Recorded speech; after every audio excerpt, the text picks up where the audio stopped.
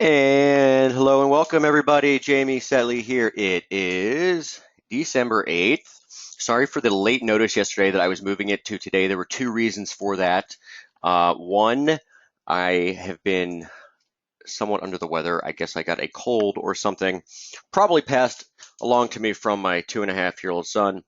Uh, as he goes to school, they catch all kinds of things at those schools. And then the second one was I wanted to do this webinar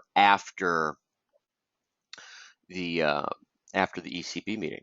I figured we'd have a little more maybe things to look at that point. So we will get into the charts here in a minute. What I want to do first, however, is I'm sure you all saw this, but it is the post that we sent out or put up over the weekend. Is a free post, and it was just simply the magazine cover that was featured in The Economist. This past the most recent Economist.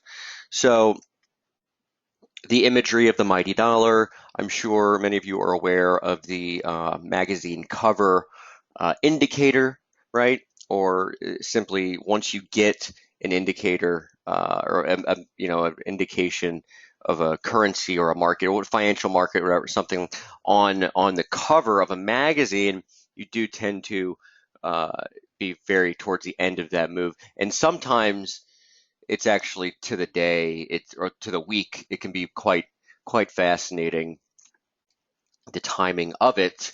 And within this are just previous examples of things that have been written about the dollar. Previous magazine covers going all the way back to the 70s. So check out that post if you've yet to see it. It's a good read. Just it helps, I think, to understand market sentiment, really how markets can work. If you don't know where that is, just go to the free insights and you'll see it right here. Okay, a mighty US dollar warning. Okay, you can see the previous images and everything else. So going back real quickly to that, if you look at the details here, the mighty dollar, do you see the top right? One thing you want to do when you go to look at magazines is look at on the Economist especially, look at what's going on the top right. Okay, these are kind of their feature stories, aside from the major featured story, but these are their other features. You notice here you have India's botched rupee plan, right? Great example of a sentiment extreme for the rupee. So you have a double whammy here, excuse me, with the rupee and the dollar. And sure enough, if I show you the rupee, this is the rupee exchange rate, dollar Indian rupee. So obviously, as the chart goes down, means the rupee strengthening. As it so happens, the rupee has gained against the dollar 1, 2, 3, 4, 5, 6, 7, 8 days in a row. It's like probably the longest win streak we've had all year, after probably January. So here's a good example, kind of a magazine cover trade, if you will. All right, so let's get into the charts and the things that we're looking at in trading. Dollar index started off nice with the drop. Again, we have the long-term parallel up here, essentially in the same place that we've been for the last 3 or so weeks. But up until the ECB meeting this morning, we had what looked to be a pretty good top going on here, right? We had a nice rip into resistance yesterday. We failed right where we thought we would get resistance, and market came off, and market said, boop, and right back into it. Obviously, good deal. This is euro, but we are seeing broad dollar strength with dollar yen, pound dollar, of course. So does this make me bullish the dollar? No, I am a bearish dollar guy up here. It doesn't mean that I'm long the dollar against everything, right? There's a difference between having an opinion and actually having a trade. Like I've been talking about wanting to be short dollar yen for 3 weeks, but not short because it hasn't really offered the opportunity to get short. We'll get to that. But what now? Well, look, I'm open to a number of interpretations here. I mean, dollar index, if we get to a new high, still watching the same level, really, the same slope, really just following the slope that's here. Okay, that's from the May, June, Brexit low here, the May, June trend line, and these are parallels off of that, you know. Um, I think obviously the sentiment is awfully extreme. It might be one of those things we've already put in a top actually, and you end up getting, excuse me, I might end up coughing a little bit throughout this. You might end up getting a more extreme sentiment reading at the lower high. Okay. So when it comes to euro, pretty wild the fact that, I mean, look at that high this morning. If you were up and you were around your screen during ECB, we did get the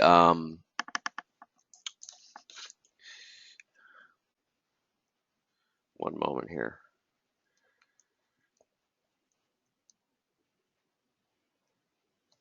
We did get the tag to the tick of the year opening price, and then obviously here we are 300, not quite 300 pips lower. So, we're long, or I'm long. You might be long if you took the trade, but there is a resistance level now that we've come through what I thought was support, right? If you recall, the level I was looking at for support, I try to keep things pretty simple, was just the parallel, which is in blue here, okay? And that's that, right? I was looking for that to hold support, and it's basically 106.60. It lines up with the former high. It's the 1122 high here. So now what we have is pretty much where we got in actually, 106.67. That's actually a high volume level now, okay? And that was the highest volume that we had in 1 hour, and it's not just on futures, it's also on, I was checking other data feeds, FXCM volume, for example, I know was the highest that we'd had since this time, and it was since August 26. So that would have been back here, okay? So what tends to happen sometimes, so Eileen says, anyway, for retail, well, yeah, I mean, okay, so for example, let's see here.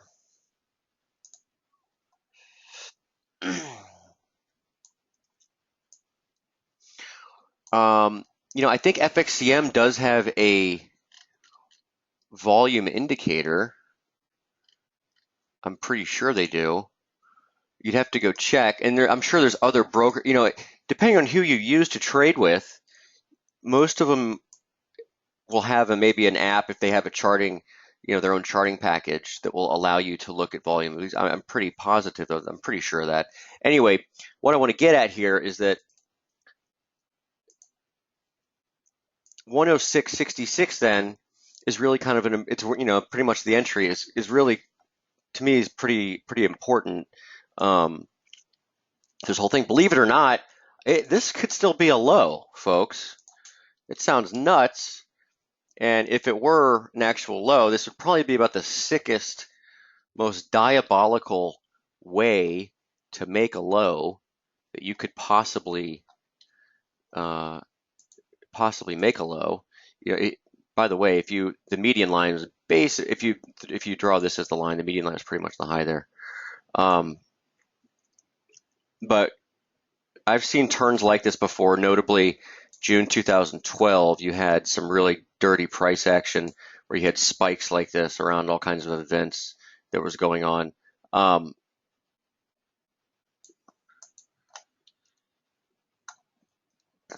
yeah, Eileen, all I was saying was that if you go to, if you ask whoever your broker is, they will typically have, a lot of them do have indicators on their own charts that show things like volume. Okay. So I would, just ask them.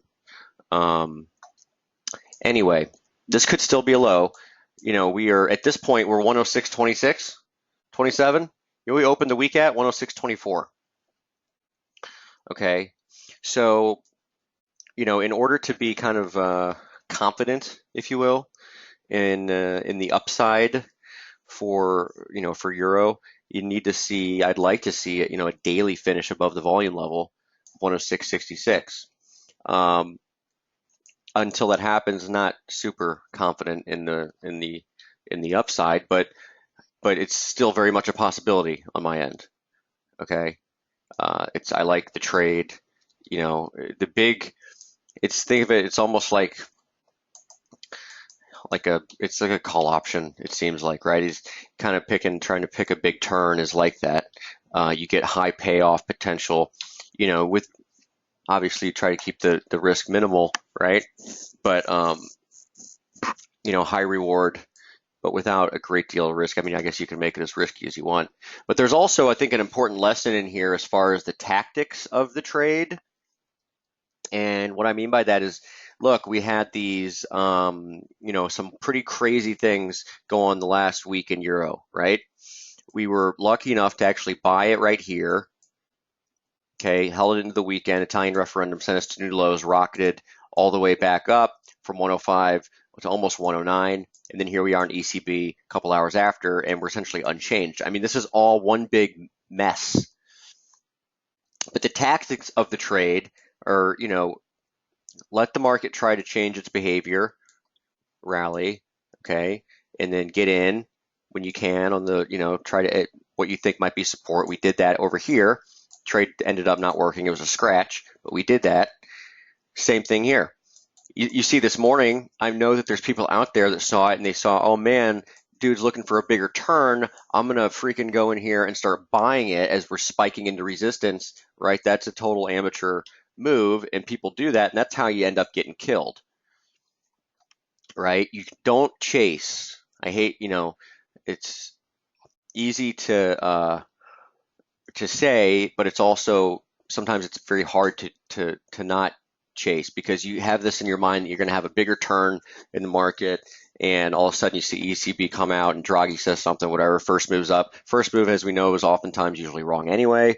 But market goes up, fills the gap, which was 108.50, gets slammed, right? The slam is when you want to go in if you have, a bullish idea and try to pick something up. So that's what we've done. I can't say that it will work or not. I don't know. If it does, it's a big time payoff. If it doesn't, then so be it. But the next day, the rest of the week, really pay attention. If we rally, if we get a pop here, essentially this parallel, which is about 106.50, the parallel 106.50, and then 106.67, which is your high volume level from today, that should be basically called resistance now. Okay, so that's resistance, and you need to get above it in order to have any sort of confidence that the market in question is going to go higher. So that's what we're looking at as far as euro dollar. If I go back to the bigger picture chart, which we'll do here,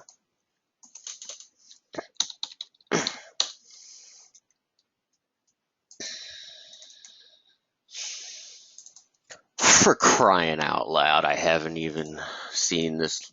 I should just keep a weekly chart up and just trade the damn weekly chart all the time. This is ridiculous. Look at this thing.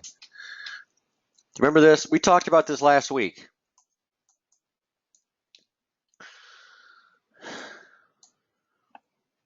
This is the slope based on trend line back 2008. Reason I draw off this high and not this one is because that was a spike that was very short-lived. And anyway, these are still your downtrend support. We talked about last week, if we got the initial reaction would be this magenta line would be resistance, because when we've rallied from this, that's what's been resistance in the past. Well, lo and behold, guess what was resistance? I mean, it's like, I mean, the year open to the tick and then this thing to the tick. It's ridiculous. So the reason I brought this up is because I wanted to show you,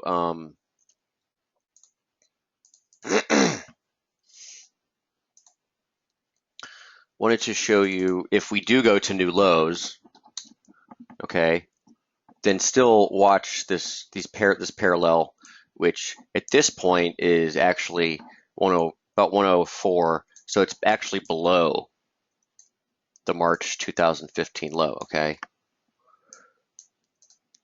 So just keep that in mind. All right, moving on. Let's go to pound. Pound's been pretty clean in the short term, right? We were able to get a nice little trade from 126 to 126.80 overnight. I guess if I was any good, I'd end up putting an order to reverse the position at 126.80, because I do think that we had now down to 24.80 or so. And again, 24.80, 24.82 is the lower parallel. It's just a trend line, right? And pound might be your tell on the dollar here, just because it is so clean here. Okay, so if you do get cable, down to 24, see what the market's doing at that point. Other dollar pairs, you might end up getting a good reaction at that level, generally speaking, with the dollar. So next move for the dollar here, I think, or for pound dollar, as I said, down into 24.82, which is the 618 of the rally from the late November low, or it is the November low, isn't it? Yeah. No, it's not. The late November low, 1118 low. You also get two equal legs, puts you 24.98, 125, which is actually the month open. I know the month open here says 25.21. It's actually 125. When you get an instance when the month starts on a day that's not a new week, you get different levels on this platform, because it starts, according to this, the month open starts at midnight, where really it starts at 5 p.m. the previous day. So anyway, 24.80 or so, 125 is a biggie for the British pound. I would look for resistance now. If you do get a rebound, I had noted about the 26.30s as resistance. I don't know if we get up there or not. So, follow the 24-hour average. When you get into a good move, this average does tend to act, can provide some good entry for moves, right? So it's like I'm looking 100 pips lower, but do you sell here because you'd have a pretty big stop at this point? I mean, you have to have your stop up here, right? Otherwise, you're just risking getting taken out on any little move. So, watch over the next couple hours or into early tomorrow. And if you get a drift higher, see what the 24-hour average is doing. You can see how during good moves, it does tend to act as a pretty good pivot. So it's almost like the VWAP for FX sometimes, right? I mean, real trending moves, it's dynamite. So, it's a good little, it's a very simple trick, tool, whatever you want to call it, but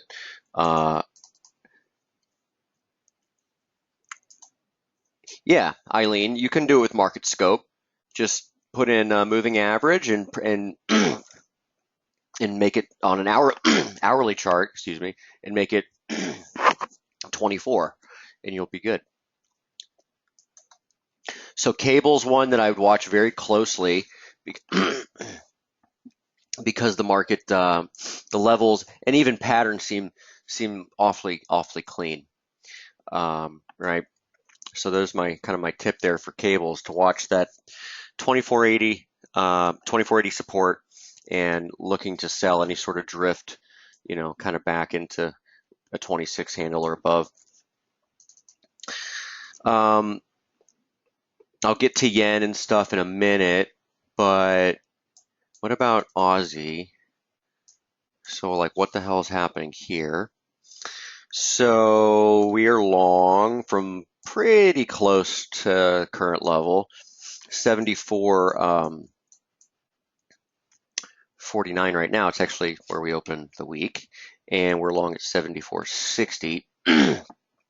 And the market, I mean, I wouldn't really say the pattern's playing out like I thought it would, but I do think there's still potential for us to get up to 75.55, maybe even more than that, because at this point you can see we'd be going into more of a coil, right? Because the market has building more energy by trading sideways here. Aussie's really been, to me, it's been quite confusing because you do have the long-term chart, right, which after we got the the big outside week here, election week, and we got follow through. So to me, this kind of seems like it would be more of a, a dead cat bounce, if you will. So ideally, we take these longs up into 75.44 and then get short at that level. So, take it up 100 pips from here and then get short. And this is a really big level, 75.44, because not only is it your weekly reversal resistance, right? It's the close of the high week. It's also the 50% retrace to the tick, okay, 75.44. It's also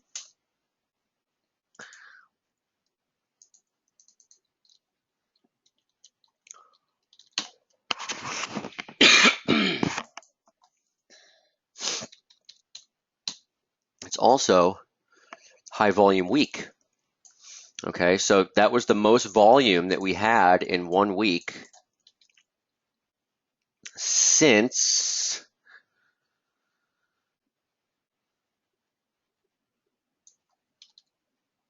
I guess it was probably back since about May or June of 2013. So it's a big time level, and sorry, excuse me, I'm still not feeling too good. It's a big time level, so it's a level that I'd be willing to sell into. It's a level I'm targeting almost as a magnet, but it's a level that I'd be willing to sell into as well. And I kind of have a problem with that mentally because I do think that there's so much risk on the downside for the dollar from these levels, generally speaking, but chart to chart, I mean, you can't let that, or you have to try and not let that get in the way. It's hard to do. For example, this morning, right? I mean, this is the chart from last night. I mean, it's played out beautifully. Probably should have not tried to be smart and just started selling it at 26.80, right? I mean, got out of longs there, but probably should have just started selling it. Anyway, Canwall, my man, how are you, Conwall? We'll look at crude and silver here. Let me get going real quick still with some of the FX stuff, and there are yen things I want to talk about, but then we will get to crude and silver, no doubt about it, my friend.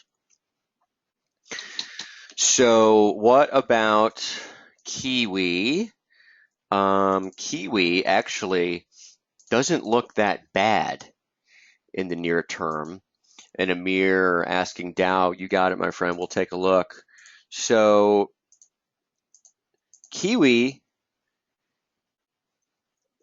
this trend line from January, I tweeted this out today, from January, right, to May, which essentially has been The parallels there have been absolutely beautiful. They've worked very well.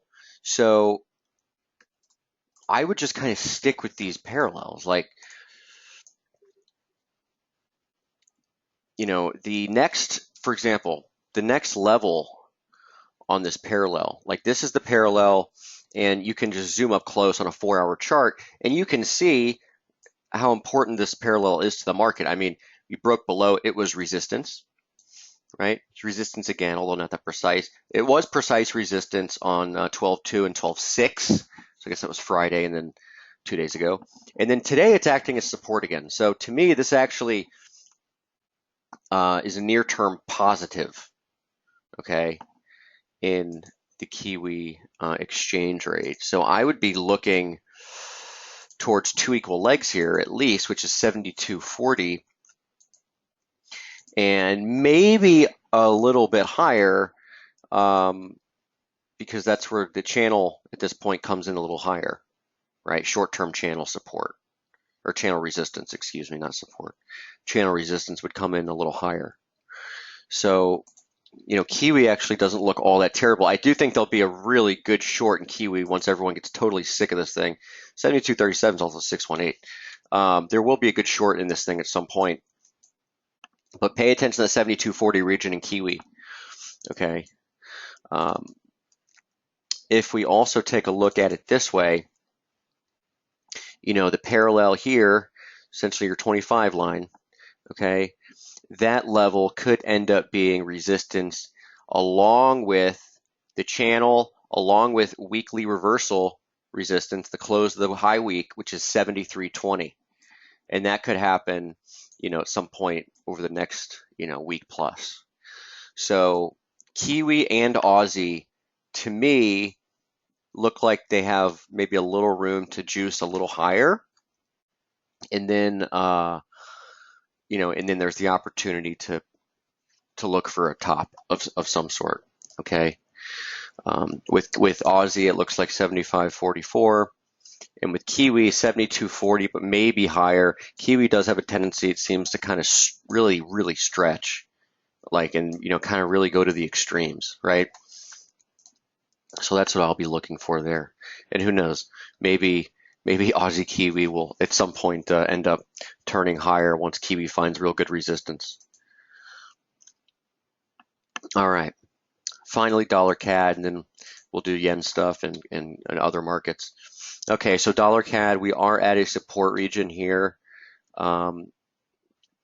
essentially 30-32 area. I mean, former highs 32, right? You've got the May high at 31.87. You do have the high back here. What's that? 32 even from August 5th. That was NFPs in August. And you are following this slope pretty well. So I still think that you could get a nice pop in dollar CAD. If you did, it would be a sell, in my opinion. 33.50 still the sweet spot. If you get up there, obviously there's a nice bit of room between here and 33.50.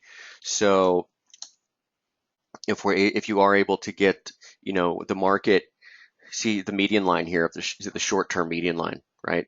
See how that was support? And it was even resistance for a wee bit yesterday. And it's been resistance here before. So there's a lot of good touches on this. So it's been resistance this morning.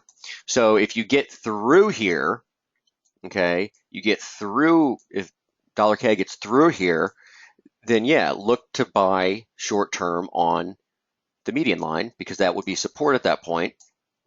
And then you can look to take that, higher for a short-term scalp. I would take it to the week open 32.86, which would be the your 25 line. 75 line's been support down here. And then eventually 33.50, 60 or so, which would be your real good resistance for a potential, more important turn lower.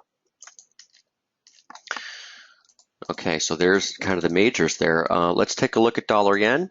So dollar yen, I've written a good amount about it the last couple of days. Dollar yen This was one of the short-term ones we looked at as far as we talked about getting a Thursday low, and this might end up holding up, or might end up playing out, I should say. The timing on the turns does seem to be working out pretty good. I did think, or I did say that if dollar yen, were to follow this, let's see what we write in last night here. If dollar yen were to follow this,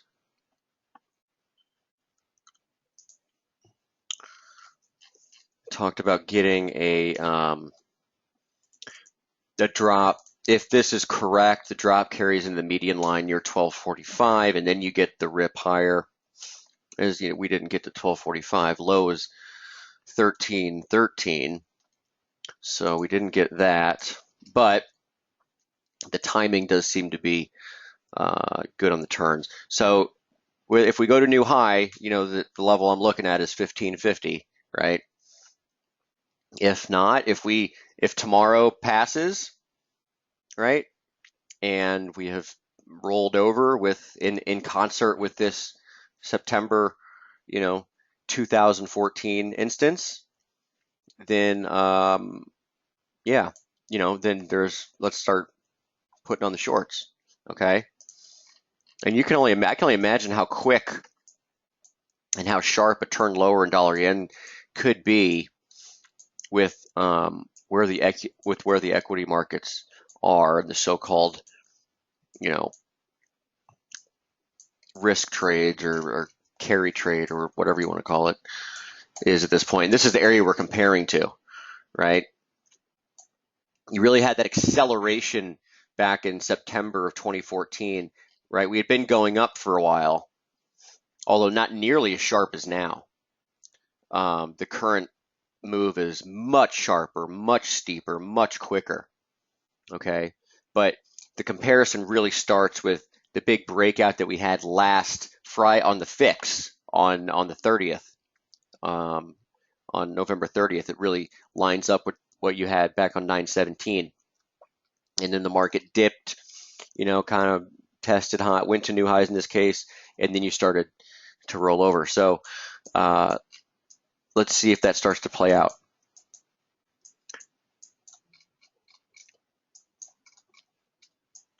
So, the good thing about this, hopefully, is that if this is going to play out, we should know really by tomorrow. Really, if this is going to work, then you're going to get a high tomorrow during the early U.S. trade hours. Just like you got a low. I guess really the low was last night in Asia, but we were kind of lingering around the lows today or this morning, before ECB. So, if you're going to get a high in dollar yen, it's going to be around, late Europe, early US, or I should say mid-Europe, early US hours. And if not, then we're meandering up into 115.50 or so, and we'll look at it then. But that's what I am looking at with dollar yen. Now, what about, I haven't really looked at IDO search in a while, but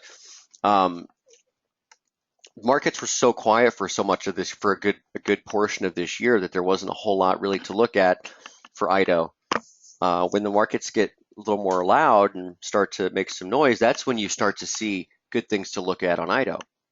And we've got some good things to look at on IDO right now. So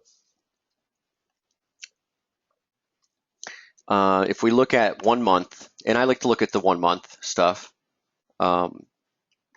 projections 1 month out, you can see 1 month positives.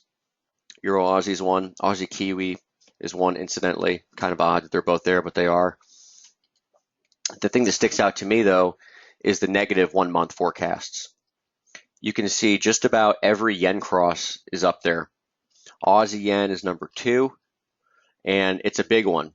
Okay, 42 matches, that's a good number of matches. 4.6% downside and 1.3 upside, that's a big spread. That's what you're looking for if you haven't used IDO before, or if you haven't looked at it in a while. What I'm looking for when I look at these scans are two things. One is a great deal of a lot of matches, right? Obviously, if you have, in this case, pound Swiss has 14 matches, not a whole lot of matches, right? But you have 42 matches of previous pattern. And again, this is matching the previous 3 months pattern and then forecasting the next month, okay? Or giving, spitting out what the kind of odds are, probabilities, whatever. So Aussie yen, limited upside, bigger downside. And if we click on it and look at the stats on Aussie yen, you can see here, you do get a lot of fat tails, okay? Now there is a big fat tail on the upside. So, this is not foolproof, but basically you have significant downside here. And you can see the overlays. So when I see something like this, I say, okay, and let's take a look at the price chart for Aussie yen. Take a look at the price chart for Aussie yen.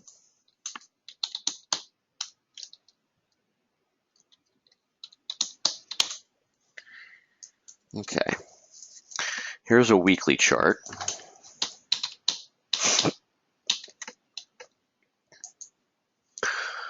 Essentially, I have a set resistance. This is just the trend line here. You can see this lower support line.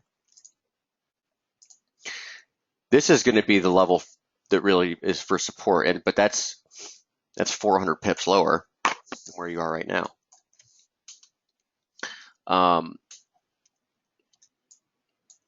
This is your 75 line within this channel, okay? And that was resistance back in April of this year, actually January and April, okay? So you do have resistance up here in Aussie yen. Also, there's a fib.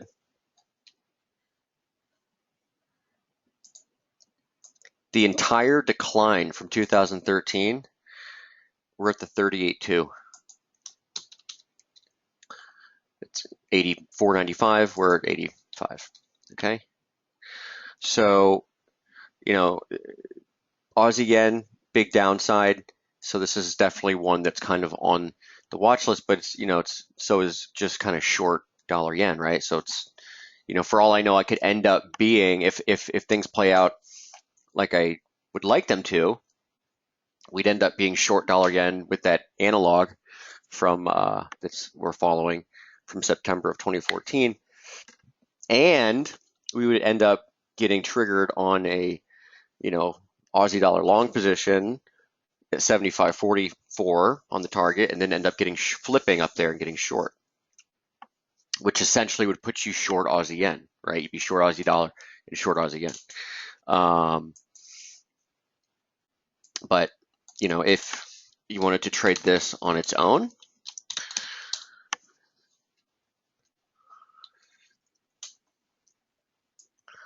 there's really, there's no setup right here. You have to get, you got to have something to work with. Short and pray is not really a way to do it. Let's see what the momentum looks like, though, because it does look like you could get some divergence up there. It looks real kind of like it's just eking along. See what it looks like on the 4-hour. Yeah, okay, so we are getting kind of a drastic reading of divergence. You can see here, you see all the magenta dots? That's divergence, okay? And I mean, you can see it on the RSI. So you are getting, so this is one that would be, to me, Aussie yen is at risk of really rolling over. And I see euros slipping down towards the lows of the day. 106 handle is right where the low is, 106.02. We're at it right now, actually. Watch the 105.98. Watch the monthly open is 105.89, and then below there, Oh, it's because S&Ps are going nuts again on the upside. What do you know? Up another 10 points. And then watch 105.67.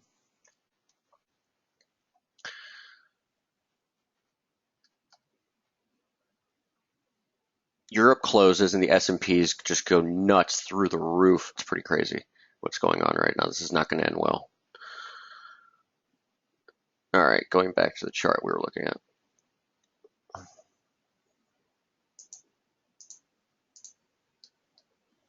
So yeah, you're getting a lot of divergence up here on the 4-hour chart. Eileen said Euro looks like it wants to tank. Yeah, I mean, right? When it looks the worst, it's at a low. When it looks the best, it's it's at a top. Seems the way. It kind of seems the rule. But so the last time we had kind of this looming divergence that lasted for a while, you can see we had it on the way up at various tops, on the way up over the last, 2 months, right? You've had it at various points, and you have had pullbacks. But back here, you had it in April, just diverged, and then the market just completely tanked. So we are looking at a situation with Aussie yen where, it's kind of flashing warning signs up here. Okay, so there's Aussie yen. Euro yen, tweeted out a chart on this one. There's a very steep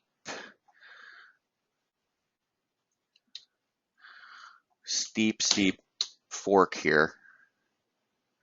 Okay. This is a regular pitchfork that you're working with right here. October 21 low, November 1 high.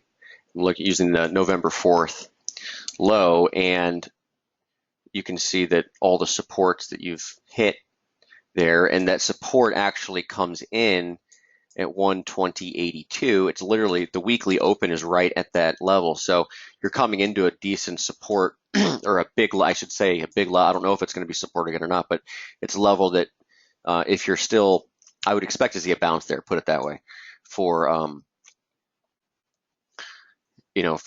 for Euro yen 120.82. But then what I would look for, and again, this is part of looking for the behavior change in yen crosses. What I would look for would be if we did get a rebound, okay, off of this, I would be looking for resistance from the median line to indicate that you're going to get a lower ceiling and that the market's going to roll over, okay? And that, you've seen resistance on the median line a bunch of times. Okay, resistance, some support. We closed there last week and gapped through it. So it's a big area, this median line. So if you get, you get a rebound from 120.82 or so, right down here, wondering what the fib would look like from there. A fib would put you right at the median line, 2206, 2236 if you get a low there. So I would watch for resistance up in that region, puts you in the prior range anyway. Okay. So some big levels to watch there for Euro yen. Of course, we talked about Aussie yen. All right, now I will take a look. I promised I would look at silver and crude and then the Dow. And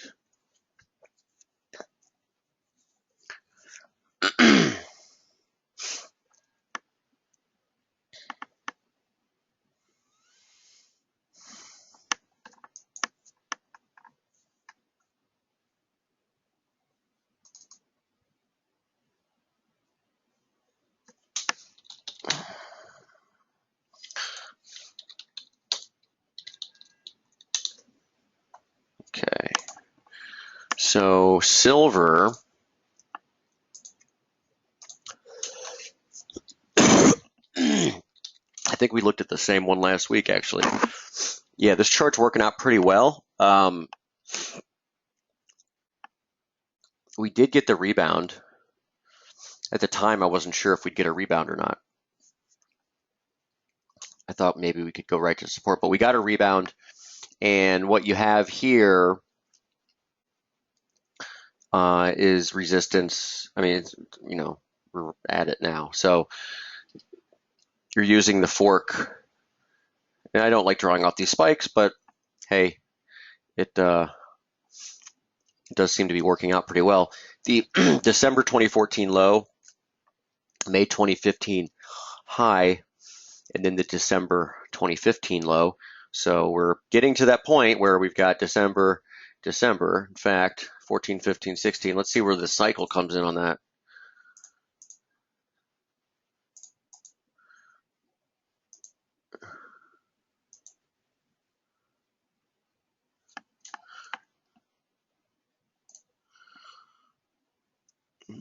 It's 1227.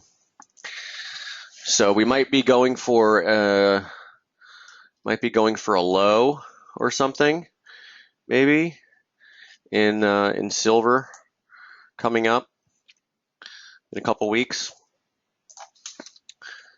But this is resistance right here. It's a big spot, okay? So as long as you're here, and I hate saying this because if silver drops from here down to 15, 75, 15.8, then what you're going to see, I'm assuming, would probably be a pretty nasty dollar blowout on the top side, which, no one wants to deal with that. But here we are. So if silver, as long as we're here, you have to kind of be very, very defensive because this is resistance, okay? You get through here, a different story, because then you'd be looking at this as a behavior change because you'll have broken, resistance, okay? Former support became resistance. You'll have broken it. You'd be looking for this line to provide support again, okay?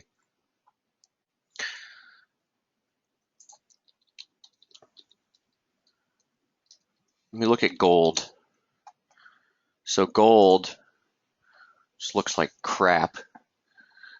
And this one still has support down in the 1120s, right? So it's like if I could just go to bed and I set an alarm, wake me up when silver hits, or when gold hits 1120 and silver, your log chart, silver gets down to 1570, 1580, then I'd be set, right? Be ready to buy. I don't know if we get down there, obviously. I hope we don't, because if we do, like I said, there's going to be a nasty dollar rally. But yeah, these are the levels, okay? Let's see what the short term looks like here.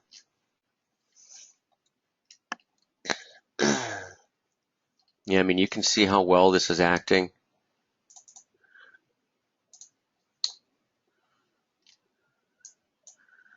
Certainly resistance here. You got it up here too, the lows, this high here. Silver's definitely acting a lot better than gold is, though, that's for sure.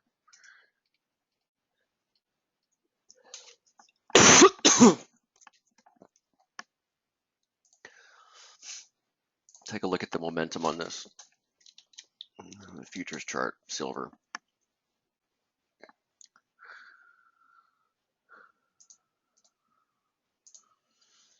So I've actually got pretty positive on the momentum. Okay. 4-hour chart, RSI has held 40 down at the lows, and we've kind of pushed up towards 70. If you got an RSI drop on the 4-hour chart below the prior swing low in the indicator, but you held the price low here, then you could stay positive on silver. In fact, by this method, silver's positive as long as it's above 1670. That's your dividing line. So the way I give it in. You have a nice overbought level at the top here on silver in the hourly chart. Pullback so far, finding support, it seems, or turning up before 40. That's a good sign. So what I would tell you, everyone out there, is that basically you're at resistance in silver. I'd be really careful, okay? As far as, I wouldn't necessarily be buying silver here, but if you're working a long position from better levels, then, I'd trail it, to maybe 1670. And because if it goes below there, I think you're at risk of kind of falling apart. All right, let's take a look at okay.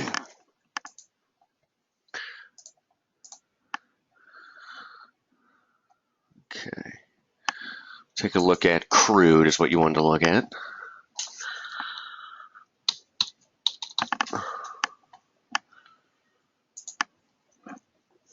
So pretty much playing out like we had kind of thought it could or would. Was looking for that, this was last week, right? The OPEC deal or whatever you want to call it. And essentially the slope that is working or that we're following, there's two of them. Okay, there's two of them. And I'll draw it with you. I'll draw it so you can see how I'm drawing it. Maybe you can draw it too. So there's two of them that you're looking at here. One is actually just, and this is log scale, that's important. Okay, you're dealing with crude oil prices or silver prices. The percentage changes are large, and so you need to look at log scale. One is essentially just this trend line. Okay, and this is the May 2015 to June 2015 trend line. And what we've done on this is, put up a fork, a channel with these, because you can see the different levels actually end up holding really well. So the low that we got was on the median line back 1 month ago on the 14th of November before the OPEC thing started. And you had support here as well back in September a couple times. So that's one thing. So that, the fact that you're at this tells me that you've had the touches on this slope means that this is an important trend line to me. Okay, it's more important than if these didn't touch with such precision. So you want to keep this on your chart because one, if we don't go nuts here on the upside, I have a feeling this is going to break out. You're going to go a lot higher. But if we end up, faking out, or there's a little bit of back and forth or whatever, and the market pulls back, well, then you're going to want to know where these are, because you know what? This line probably becomes support at some point in the future if you do pull back. Okay. The second line, the upslope that you're working with, is just this one. Okay. It's the February to August trend line. Now, a lot of people have been comparing the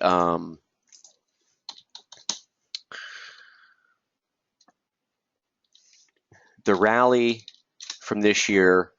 If you remember, this was a post from a while back, and I had written a thing called crude oil drilled until November. Well, actually, the time was right on.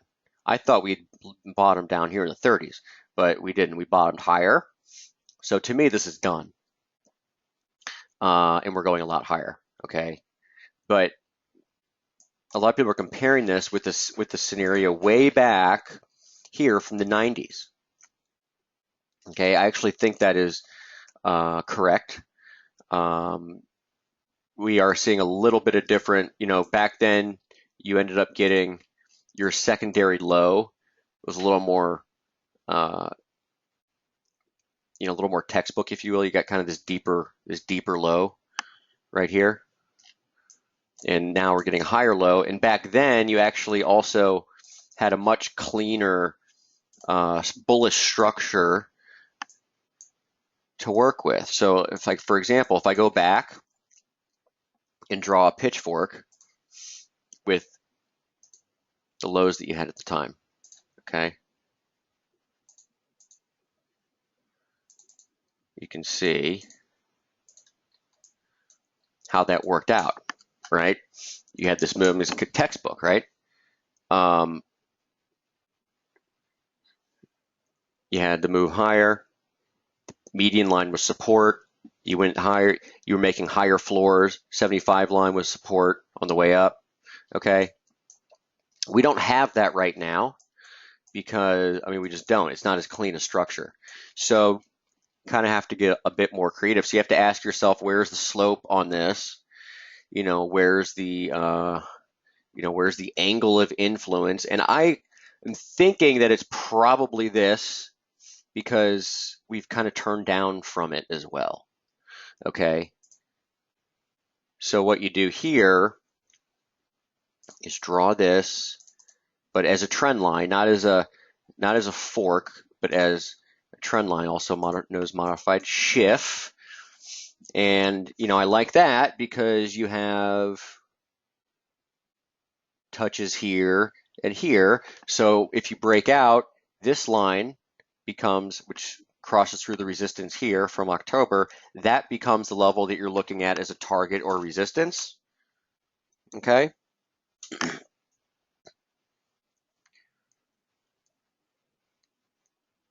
And sorry, that becomes the level that you're looking at for resistance. All right. But what you do then is you also extend a parallel off these lows. Now, since I just do it this way because I don't really have, you can't, it's log scale, so you can't just move a parallel because it gets all messed up. All right.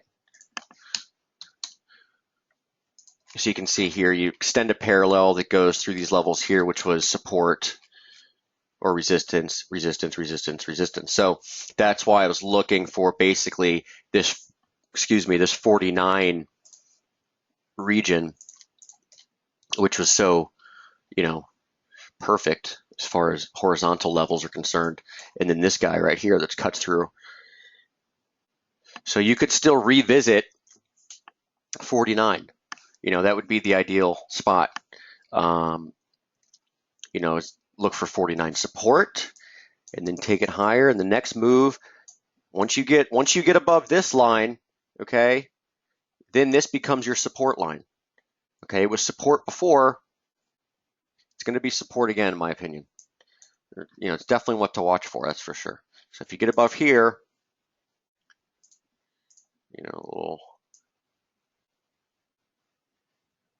something like that. So that's what I'm looking for in crude, 49 support, and then taking it higher into this area. And we wanted to look at the Dow. Amir did. You got it, my friend. Let's take a look at the Dow. All right. You want to look at Dow futures, or you want to look at the Dow like the index? The index. All right. So we'll look at the index.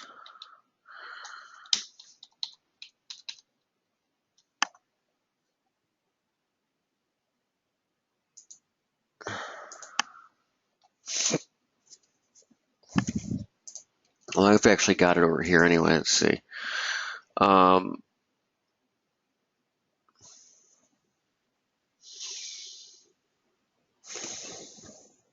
Hey guys, give me 1 second here. Give me 1 minute.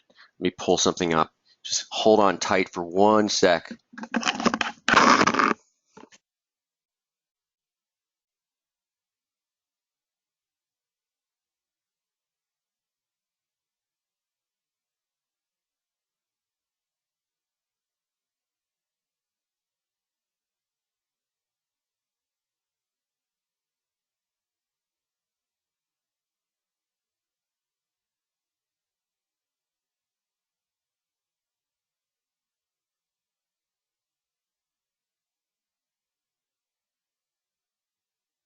All right, sorry about that. Okay, so let's look at the index, Dow Jones Industrial Index.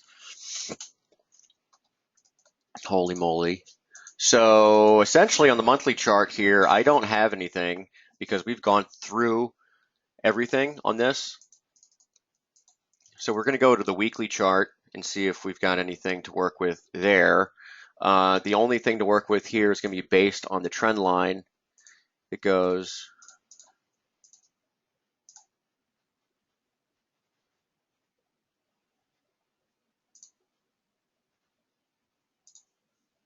right here, okay? And we're going to make that so it's a channel. And yes, lo and behold, you do have something. Watch the median line, which is crossing, you can see was support for a time. Not super precise, but it was support for a time. In fact, it was support in February of 06 on the low. So that level is going to be, hold on for a second, let's see if I can get right where it is. That's going to be 19,865 or so. So about 220 points. What did I say, 19,865? About 230 points on the upside. That's the big level I would pay attention to.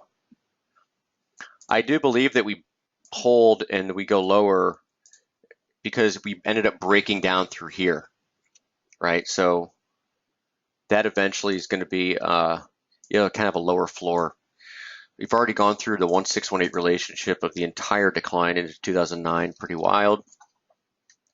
So the way this market's going, we could actually be up here sooner than probably anybody thinks. So 19,865 a mirror is the level to look at.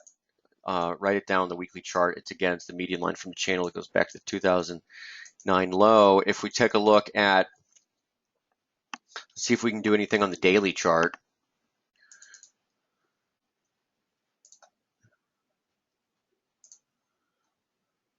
$1618 extension of the move from this year's range, or 2015 range high to 2015 range low.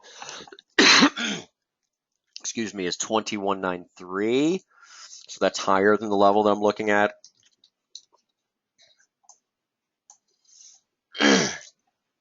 Let's see if you get anything on this. Not really.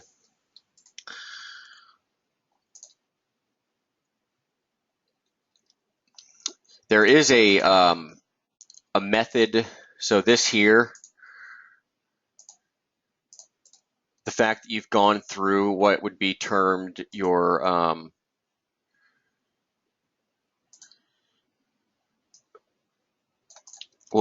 kind of your upper parallel of the previous highs. The fact that you've gone through that is a indicates one, impulsive price action or blow off type of move, and you can be sure that it's finished if you reverse back below it. So in other words, 19,860s is the level that I noted would be the area, if it's the level you want to watch because of the median line on the weekly chart. The market comes and reverses from before then for some reason, which is, it's not that far away, it's only 230 points away. If you reverse before then and you finish down here, if you break below this line, then you would call this blow off top and you'd treat it as done. Okay. Until then, this can be support, and that's about 19,360. All right. So yes, that is the dirty that we are looking at.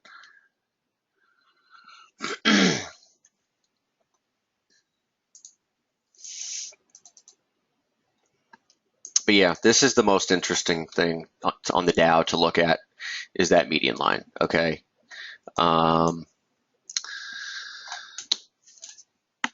If we were to draw a parallel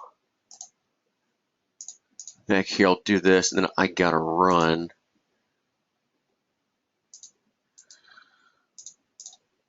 So for example, the low's back here. If you draw it, off this low, which is 2013 October, and that goes through the high here, actually puts you there now, so I obviously kind of the burden of proof here kind of has to be on the bears, so I'd be very careful as far as trying to say this is resistance. To me, the median line is really your spot to watch